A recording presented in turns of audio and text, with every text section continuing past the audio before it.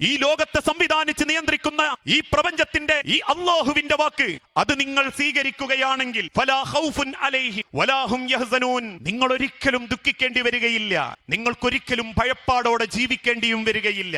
അതുകൊണ്ട് എന്തു വേണം? നിങ്ങൾക്ക് നിങ്ങളുടെ സൃഷ്ടാവ് കാണിച്ചു തന്ന മാർഗം നിങ്ങൾ ജീവിതത്തിലേക്ക് ചേർത്ത് നിർത്തണം. എന്താണ് ആ മാർഗം? ആ മാർഗത്തെ പറ്റി അള്ളാഹുവിന്റെ ഹബീബ നബി തങ്ങൾ ഓർമ്മപ്പെടുത്തി. നമ്മളുടെ ജീവിതം എന്തിനാണ് എന്ന് നമ്മൾ ആദ്യം തിരിച്ചറിയണം. ചോദിക്കട്ടെ, എന്തിനാ എന്റെയും നിങ്ങളുടെയും ജീവിതം? അല്പകാലം തിന്നും കുടിച്ചും രമിച്ചും ആസ്വദിച്ചും ദുനിയാവ് കണ്ട് തിരിച്ചു പോകാനാണോ? അല്ലെങ്കിൽ കൊട്ടാര സദൃശമായ ആലീസ് മട്ടിലെ മാനേറിസ കെട്ടിടങ്ങൾ കെട്ടിപ്പൊക്കി നാട്ടുകാർക്ക് മുൻപിൽ ഈഗോയും പവറും കാണിച്ച് ജീവിക്കാൻ വേണ്ടിയിട്ടാണോ? കളവും ചതിയും കൊള്ളയും നടത്തി പിടിച്ചു പറിച്ച പണം കൊണ്ട് മക്കളെയും കുടുംബത്തെയും രാജകീയ ജീവിതം ജീവിപ്പിക്കാൻ വേണ്ടിയിട്ടാണോ? തമ്മിലടിച്ചും പോരടിച്ചും മുഖത്തോട് മുഖം നോക്കാതെയും പറഞ്ഞ സലാം മടക്കാതെയും ക്ഷണിക്കാതെയും ക്ഷണം സ്വീകരിക്കാതെയും മനസ്സിന്റെ പകയും വെറുപ്പും വിട്ടുവീഴ്ചയും കിട്ടാതെ അള്ളാഹുവിന്റെ മണ്ണിലേക്ക് തിരിച്ചു പോകാനാണോ? എന്തിനാണ് മനുഷ്യരെ ജീവിതം? അള്ളാഹു താല കൃത്യമായി പഠിപ്പിച്ച് ജീവിതം തീർച്ചയായും അള്ളാഹു ഓർമ്മപ്പെടുത്തി തരുന്നു. അല്ലദീ ഖലഖൽ മൗത വൽ ഹയാത ലിയബ്ലുവകും അയ്യുക്കും അഹ്സനു അമല.